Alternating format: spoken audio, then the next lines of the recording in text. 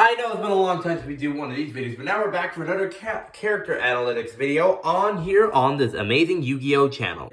Yeah, I know, we're back with another character analytics video. It's been a while since we haven't had that many characters that have been that important to the plot lead to add, but now we have another one. It's Duke Devlin. Well, who's been, like, one of Yugi's new friends in, like, the end of Season 1, but hasn't really become his actual part of the main group until, like, the middle of Battle City. So let's get on with talking him, shall we?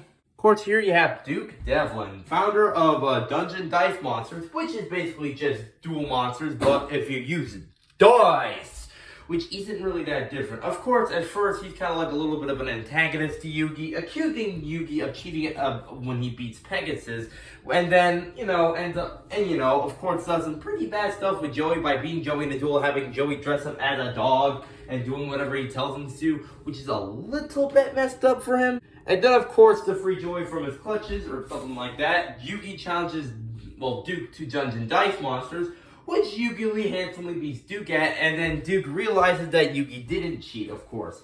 And of course, he's not seen the anime until, like, somewhere in the middle of Battle City, where, like, Tristan is saving Serenity from these, like, people who are working for America. Don't worry, when we get to Season 2, we'll get to Season 2. Long story short, he then becomes part of the friend group after that. And, well, what about Dungeon Dice Monsters?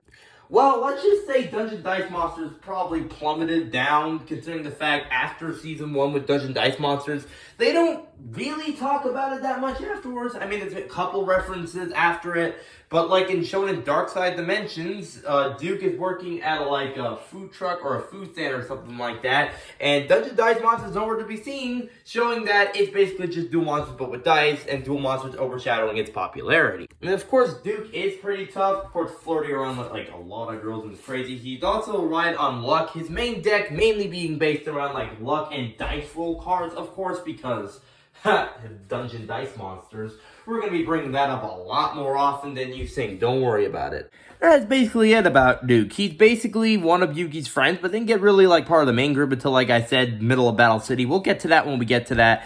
And also speaking of Duke, we're going to be seeing on Saturday, we're going to be seeing the last 2 episodes of the Dungeon Dice Monsters 4-part series. So we'll get to see that. I'll see you later, everybody.